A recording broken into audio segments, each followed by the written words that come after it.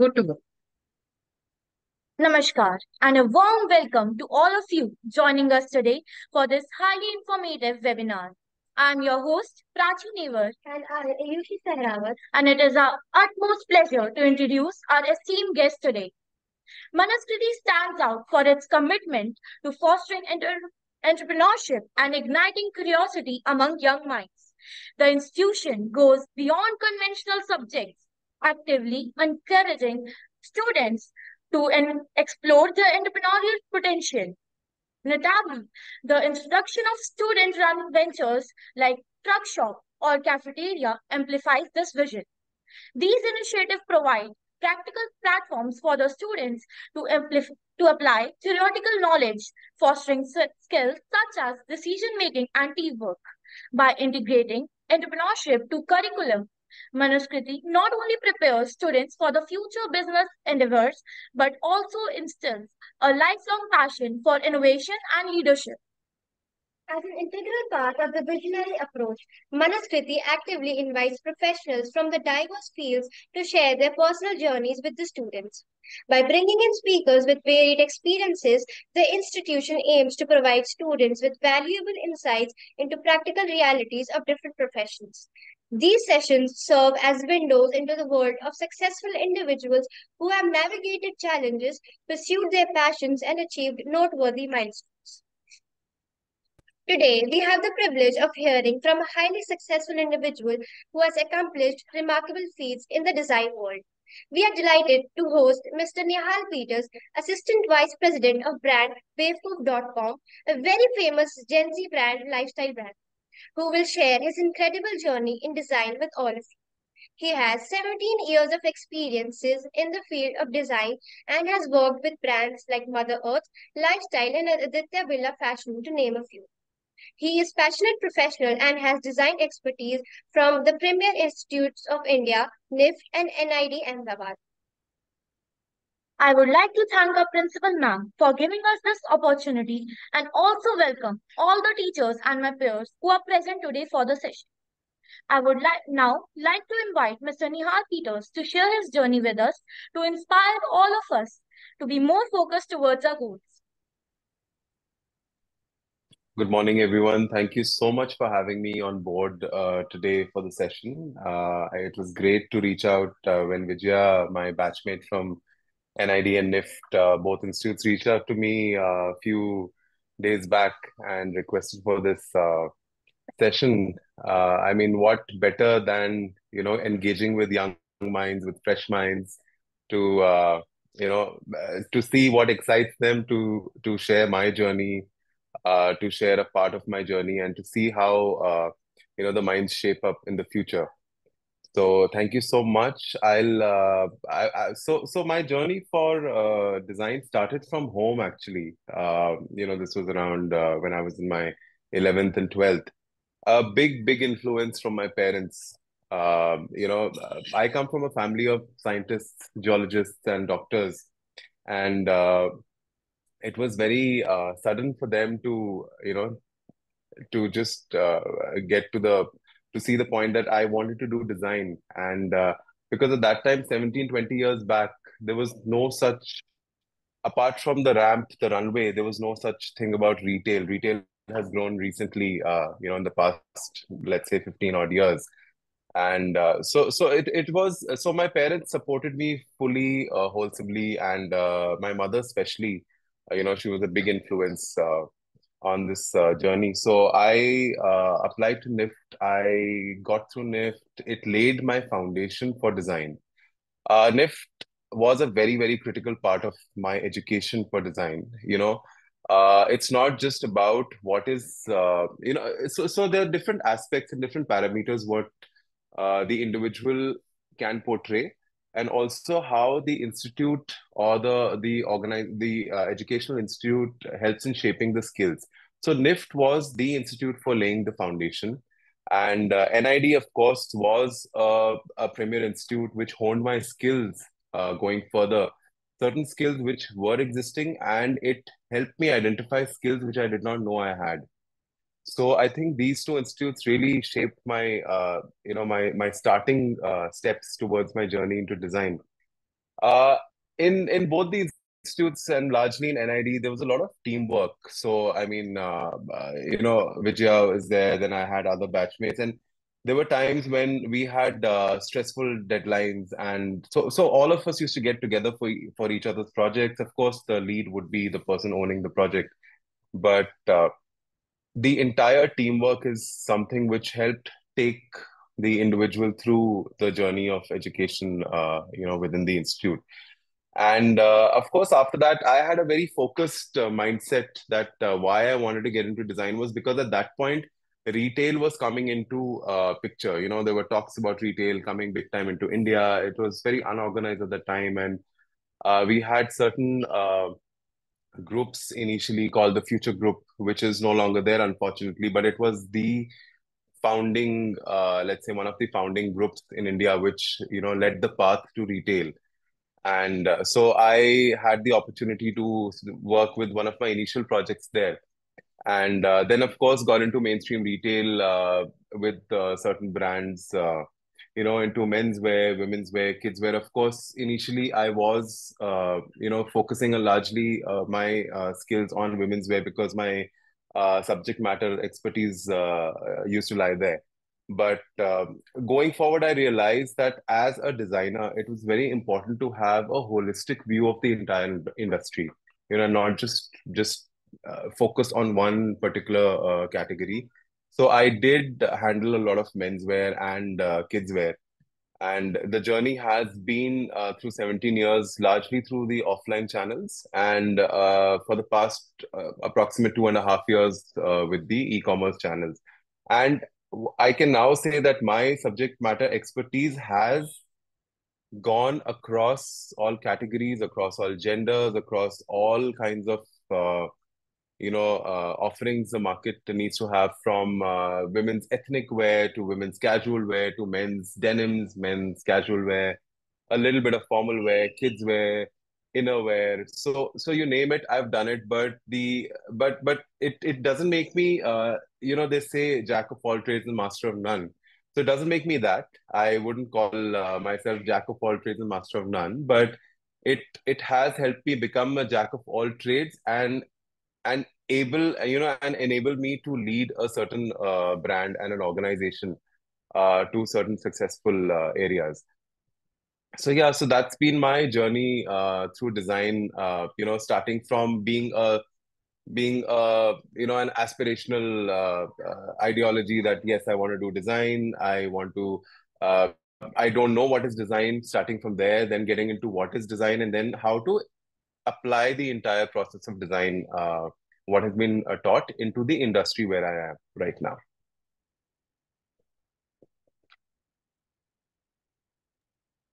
Thank you, sir, for That's it. sharing such a beautiful and inspiring journey. The students of Manaskriti are here with plenty of questions running through their mind to know more about the business world and the designs. We would be very delighted to know your views and opinions. And without any further ado, let's start with our first question. Sure. Now, I would like to invite Zoya to ask the first question. So, can you share any specific moment or project that has a significant impact in the way to look at life and your career? Yes, of course. Rather than one specific project, there have been two projects in the beginning of my career. The first one was a very exciting internship I got through Lycra, the international company Lycra. And it had to do with design, but it was more of an event management project in which I had to design, and forecast certain trends for the market, for the international market. But at the same time, there was an event happening called the Rendezvous. It used to happen, this was way back in 2005. So this was one of the most eye-opening projects I handled and almost led with one of my main mentors. And he taught me that, he just threw me into the game. He did not handhold me and say, come, let's do this, let's do that. And it was just that he threw me into the game. He was always there by the side, supporting me in whatever had to be done. Of course, giving the entire thing to an intern is dangerous, because it's a big event. But knowing the responsibility given to me at that point, this was during the post graduation in NID. I actually the event was a success. I handled a lot of aspects of not just design but management, communication skills. So a lot of soft skills got trained during that particular period. So that was one of my very impactful projects, and setting a foundation for one of my mentors as well. The second project, which was a mainstream design project, was with Pantaloons, which was with the Future Group at that time. Later on, it got acquired by the Birla Group. Uh, so that was my final project for my post graduation, with one of the women's wear in-house labels. And that actually showed me that what the industry is about. It was a very aggressive 6 month project, and it showed me that where the gap between the education and the application lies. So that was something which opened my eyes to how the industry actually is working. Of course, that was in 2006, and I knew that the industry is something which is very different. It's very uh, it's aggressive. There's a lot of you're answerable to a lot of things. If you're given a responsibility, you're supposed to carry it forward and deliver as per the responsibility. So these two projects really had major impacts on my career.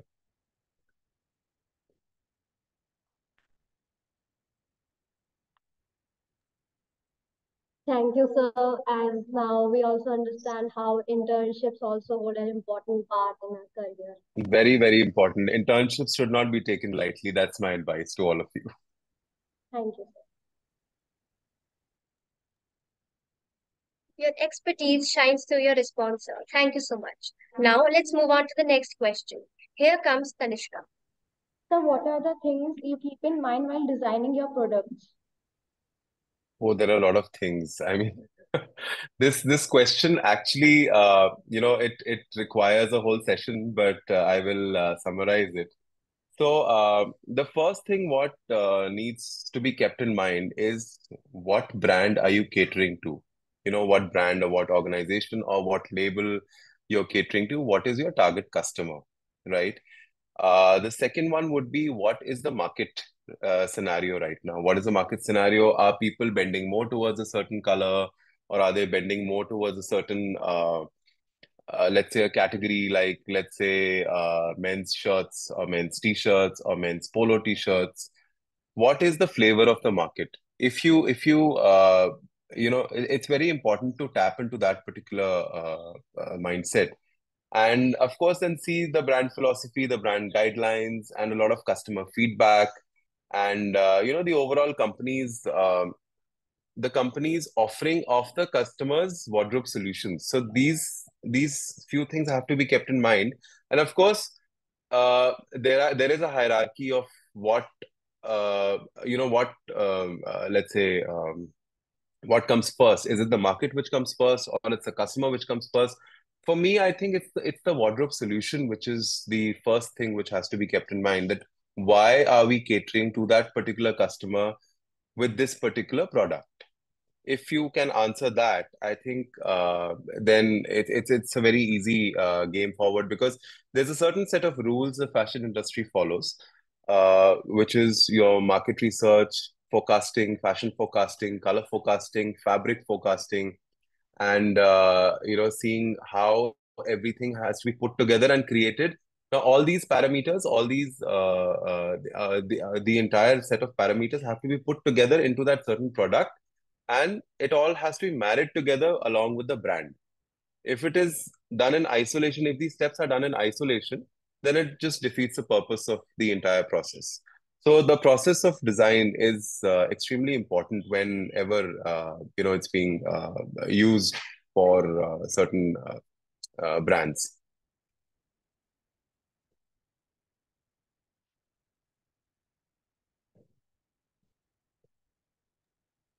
Thank you, sir, for addressing that question thoroughly. Now, here comes Bhuvi for the next question. Sir, can you share your experience where you had to handle a crisis or bad negativity and how did you manage it? Well, I'm not going to share my experience on bad negativity, but I will share experiences on crisis. I think crisis, there is not one experience. There are many experiences regarding crisis. Because crisis is born out of, different aspects. The company could be going through certain problems. The ask for the customer from the customer side could suddenly change. You don't know what the customer wants tomorrow. If you're doing something today, you don't know what the customer wants tomorrow, and the company decides that, boss, let's just hold on to everything and let's recreate the whole thing and offer something else to the customer. So there have been points where certain deliveries have had to happen within a month. And see, you guys won't understand right now in terms of, so I'll just explain it to you very shortly. A fashion life cycle for brands is largely 6 months. So from a 6 month planning perspective, it starts, it starts from forecasting, from product forecasting, deriving data, analyzing all the past data the brand has gone through, and then coming to a conclusion that what needs to be done for that particular brand.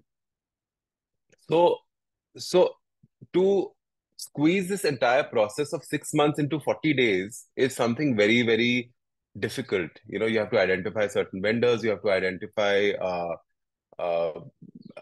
what needs to be done and how fast it can be done. So these kind of crises keep happening, and I think this is how you respond to this crisis is something which is very critical. Instead of just getting back and saying that I can't do it, or we as a team won't be able to do it, you have to first take a step back, analyze the situation on what is the ask, why is the ask there.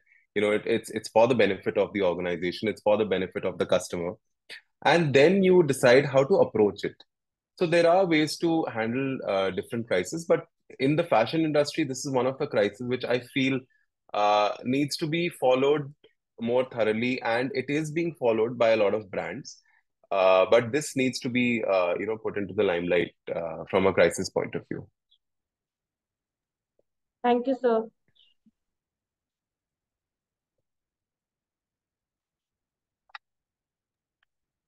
That was indeed very informative, sir. Now I invite Ashna for the next question.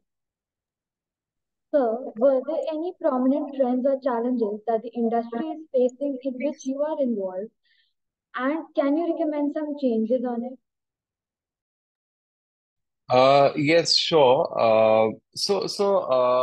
In terms of challenges, like it's the answer is similar to the crisis and the the question number two, where what things do you keep in mind?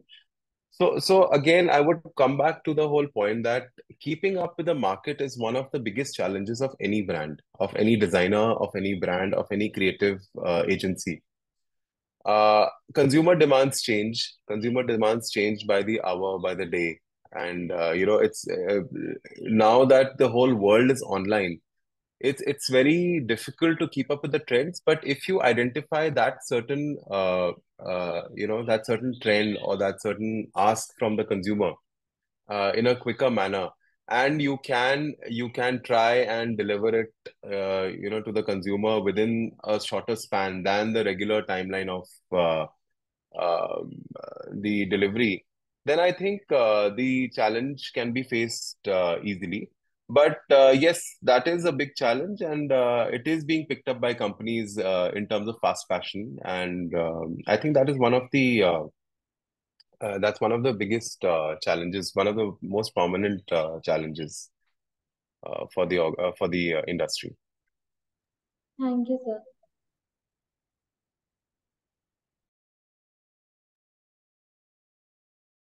Thank you, sir, for the information you have shared. Now, I would like to invite Archit for his question. So, what advice would you like to give us as the young minds who want aspire to have their own startups? Again, a difficult question. We are in the age of startups. Everybody wants to do something of their own. I had wanted to do something of my own, but never gathered the courage, or I just became lazy, let's say that. But I think the first thing what the younger generation needs to do is to find the gap as to why do you want, first of all, why do you want to have a startup? Why do you want to start something of your own? And second is, what do you want to start up with? Finding the gap is something very critical. Finding the niche is something very critical. If it's a service industry, then what is that gap or the niche of that particular service you would be offering to the customer? The customer could be another organization, or the customer could be a direct customer for you. And I think the most important thing would be a great customer service over here. Because unless and until your end consumer or your end customer or whoever you're catering to is not satisfied, it will not be a success. It all these three particular parameters have to be kept in mind: finding the gap, finding the niche, and a great customer service.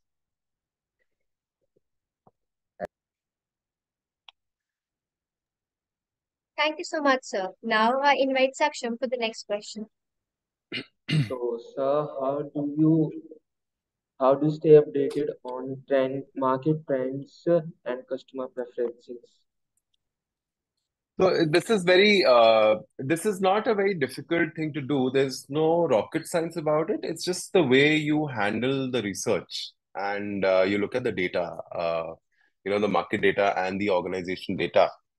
Uh, Tons of research is required. Me and my team on a daily basis are researching. I mean, we are observant what is the online market doing, because being in the online industry right now, it's very important to see what are the homegrown brands doing, the homegrown labels on Instagram, on social media sites like Facebook, Instagram, till the time TikTok was there.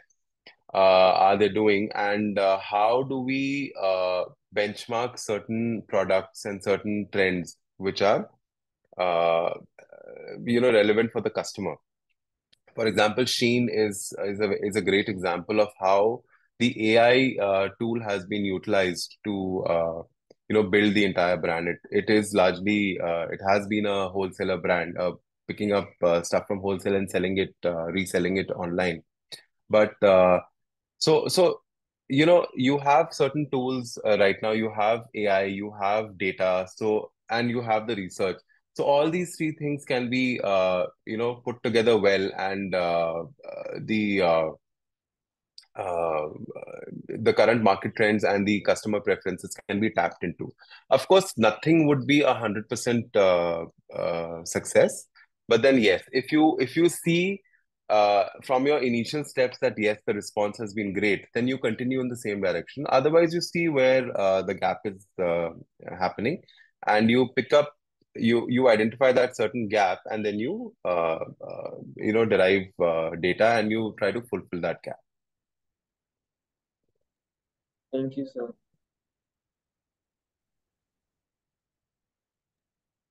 Wow, we acknowledge your insights, sir.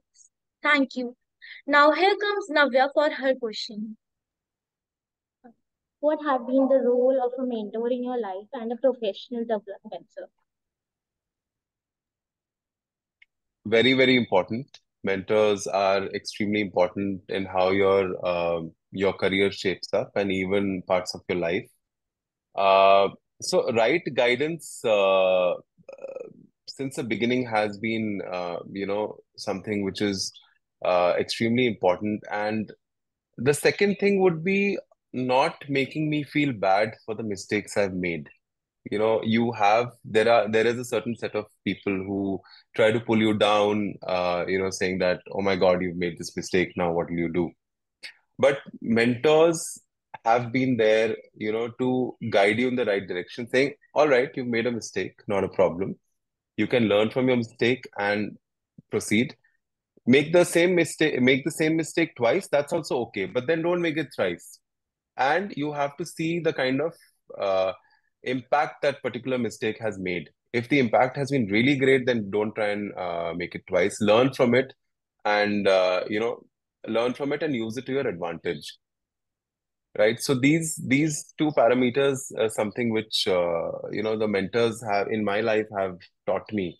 The same thing I do with my team. I mean, uh, instead of berating the team and saying, why did you do this, what is wrong with you, and all that, it's very important to guide your to guide people who look up to you in a positive manner. I think positivity is the key over here.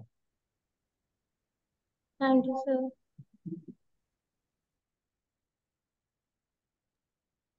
Thank you, sir. We acknowledge and value the information you've shared. Now I invite Mehek for the next question. So we have been very fascinated by the show Shark Tank. So can you highlight your take on it and what can we as students gather from such platforms? Sure. So Shark Tank phenomena has taken India, by the it's just swept through India after being available in the US. Uh, Shows like Shark Tank are, they have brought startups into the limelight. They have brought small businesses, startups into the limelight, and they have brought these particular businesses in the reach of people. People who have not known about these businesses have started seeing that what these smaller startups and businesses are doing. So it's very beneficial, and here the startups can actually analyze and see what they're doing from a third person perspective. It kind of also jolts them into perspective and say that for a long time you would be like, oh, but my product is correct. But then when you get feedback on live television, on live screening, you get feedback from prominent and eminent members of the industry. I think it gives you a very in-depth insight as to what can be improved, what can be taken forward, and what should not be done. Thank you, sir. Now I would like to invite Shreya for her question. Sir, what are your suggestions to us, Generation Z, to pursue a career path ahead? Generation Z. Generation Z is a very, very, very advanced generation. You know, uh, Unfortunately, I don't belong to this generation, but I have to keep a mindset which is, in sync with the generation because I cater to this particular generation. So for your career path ahead, there are points which you should keep in mind. One is self-reflection as to what are your strengths, what are your weaknesses. Very, very important to have a clear insight on your own SWOT analysis. What are the opportunities being shown to you through various doors, and what are the threats you are facing or you would face in the future? You'll need to forecast that as well. The second would be the entrepreneurial mindset, having a startup mindset, not just so that you can do your own business, but also when you work for an organization, you have it helps in being proactive, being innovative, having a very open mindset. So so I'll just give you an example. So I used to hate maths. I'm sorry, you guys are in a school. I shouldn't be using that word, but I was not very fond of maths. In class 10th, I was okay. I got some 82, 83%, I don't remember, in my board exams in math. But after that, I told my mother, my mother was a very great influence on my education. So I told my mother, I said, I don't want to pick up maths in 11th and 12th. She had only one thing to say that, tell me that you are taking maths. She didn't give me a choice, at that point. And I'm glad she did not. And later on, she told me why she did not, because she said something which helps you open up your analytical skills is very important for you to have. She said, later on, she told me, I don't care what marks you get in maths. But then the most important thing is to open up your mind. So I think this is very important to have an entrepreneurial mindset where you have it'll help you open up. It'll help you think differently. It'll help you think with a broader vision. Right now, I tell my team members as well that have a broader vision in what you're doing. Don't just do it because you have to do that particular task. You will just do it and finish it. Don't do that. You see that what impact that particular task is going to make in the future or for the customer. So this is something which is very important for Gen Z to imbibe. The next thing would be to develop soft skills rather than just technical skills, where technical skills are very, very extremely important. They lay the foundation of what you do. You need to develop soft skills, very important. Communication is a key, in almost everything. Teamwork, problem solving, all of these are very, very important soft skills to have, to take your career path ahead. Learn continuously, learn on internships, learn with projects, pick up freelance projects, try and participate in certain fairs and certain shows in whatever capacity you can. Just go out there in the world and do these particular projects and internships, which will help you in seeing different things in different ways. Right now, uh, sitting in a room, sitting in a classroom, sitting in an office, you will just you'll start having assumptions eventually. Even for my team and for myself, market surveys are very important. So we don't just keep designing, we don't just keep making products, but we also see what the market is doing. We go out in the market, we go touch and feel the garments and see what kind of hand feel is there. Is it warm? Is it cool to touch? So all these things are important for you to do. Financial literacy is extremely important. Financial literacy is very important for yourself first, learning the basics of finances, basics of investing, of saving, budgeting. And this also helps you imbibe the value of frugality in any organization. It'll help you take things forward in the long run. The last thing would be networking. Good networking is something which you need to do. I mean, have a lot of networking with people in the industry where you are wanting to, either launch your own business or get into a job and build your career through that. But networking again is a crucial point in building your career ahead. Thank you, sir.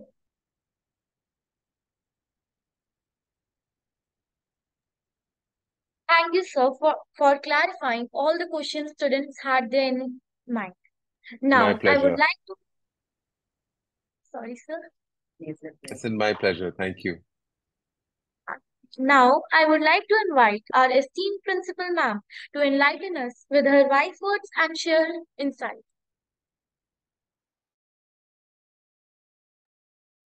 A very good morning to Nihal and namaskar to all my lovely children of Manaskriti. We welcome you, sir. And Nihal, it was such a delight to listen to you. It was every word of yours was so inspiring. Team building and collaboration. This is what we all try to really give a great feedback to our children, because teamwork and collaboration is very much required for them also to be good future citizens of our country. Now, you are into such a great startup, and I was myself very fascinated with the name of your startup, with the name of your company, Bewakoof.com. So, my question to you is that only, what all made you to have a name like this? Because this is a name which really gets into this new generation, and they also try to find out. So, does this name really help your organization? So good morning to you, ma'am, and all the students as well. Thank you for having me on board.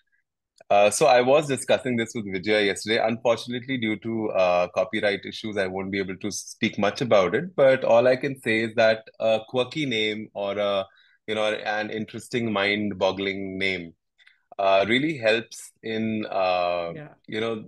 helps in the brand retention and the brand value, the brand recall value to the customer.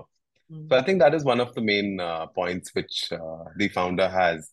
Oh, And okay. other than that, being Yeah. lighthearted and having fun with the product. I think And you yeah, You guys are the number one in the e-commerce platform. It's really amazing. So, to our lovely children, because we have entrepreneurship in grade 11th and 12th, and the children are studying, and Manuskriti is nice. a school who believes in complete good vocational internships for these children, because until unless they go themselves and feel it up, they will not be able to know the modalities of that industry. So, what do you think should be one a person should choose, whether it's a passion or the commercial viability of a product when you start up your own idea of beginning a new startup? It should be passion or commercial viability. What do you think we should all choose? What do the children should be choosing? Passion or commercial viability? So again, a very difficult question. But I think what my point of view, POV over here would be that passion, yes, passion has to be the center of the entire thing. If there's no passion, there's no startup, there's no want or desire to do it, right? Yeah, yeah, Commercial aspect is extremely important to have that certain satisfaction of earning your own buck, of yeah. Oh, earning mm, your own mm, buck, setting up an organization, uh, you know, uh, providing jobs, not just for something as a startup, but also when I was working with Mother Earth. It was a brand set up on the basis of self-help groups.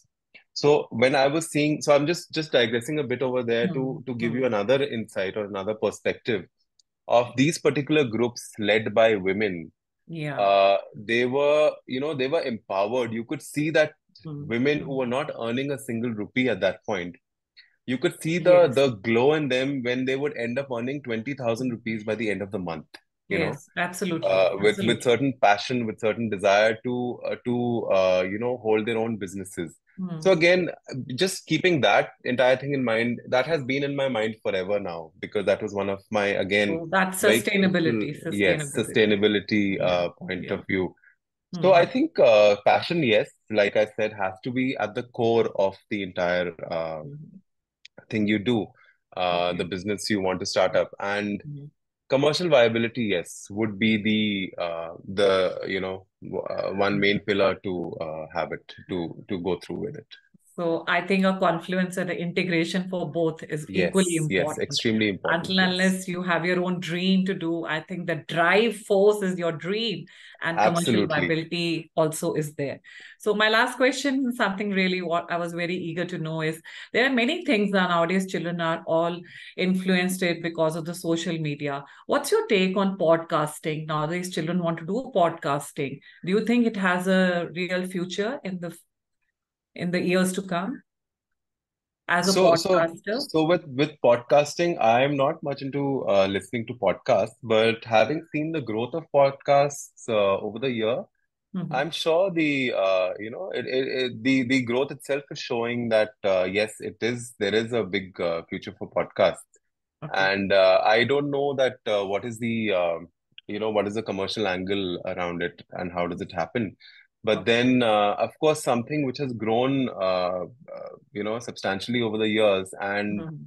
which is riding on the backbone of the internet and the e-commerce, Yeah. Yeah. aspect. So, of Mhm. course, definitely, it's going to be a big thing going forward. Yeah, It already podcasting is is in the West, I think. yeah, in Yeah, the West, people are using it for branding yeah. also. Podcasting Yes, is being yes, used as for yes. branding. Now, Yeah. there is another term which children also try to get to know, because I am also myself from a commerce field, drop shipping and niche website. This is also something which is coming up in the near future. So, drop shipping and niche website, can you just throw a light on that? What is it? Drop shipping, I understood. Niche website, I did not get your point well. Yeah, nowadays people are making niche websites also. So products on which they feel that we are, which is totally out of the league. Ah, okay, So okay, those all right. websites are there, and then you can themselves get into it and get the whole thing about it.